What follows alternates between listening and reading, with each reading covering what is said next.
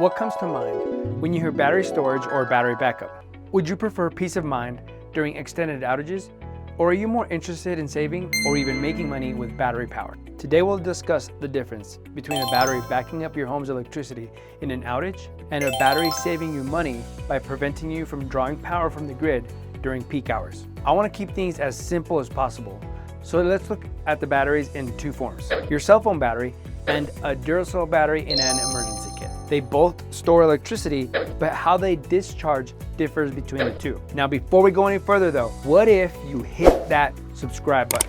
The Duracell battery would function as a backup power source if you lost power and remembered that you had it in your emergency kit.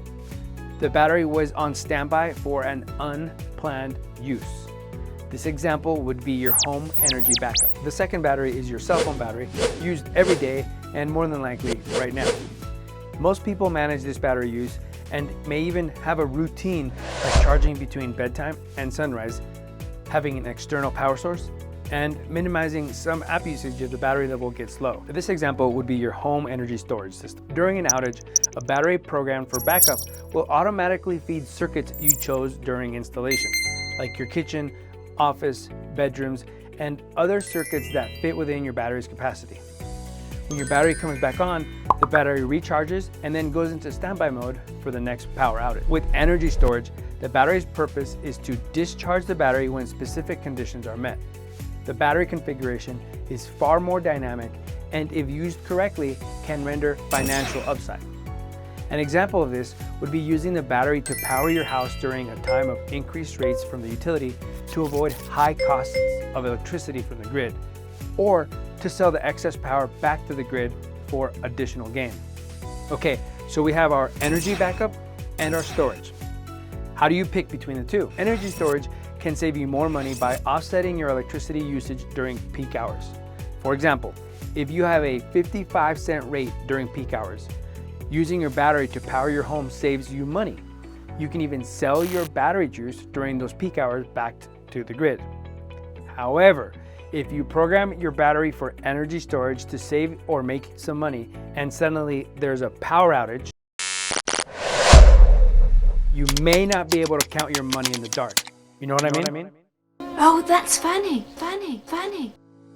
Precisely where energy backup comes in, because like your trusty Duracell, you want the battery to light stuff up in the event of an outage. People who live in areas prone to power outages will benefit more from a home energy backup configuration for their battery. What's nice is that companies now make hybrid systems that will offer a choice regarding how you want to discharge your battery. People often ask us how we recommend they set up their system.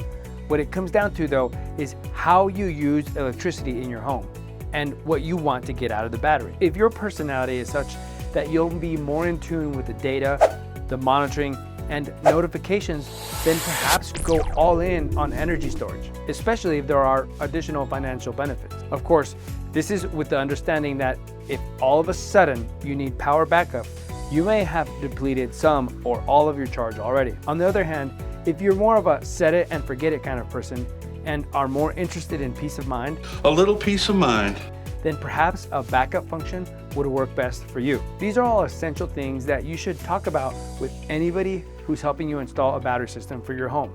One of the reasons we've been able to build a strong reputation for ourselves is the fiduciary approach by which we help our customers with their best interest at the forefront of our actions.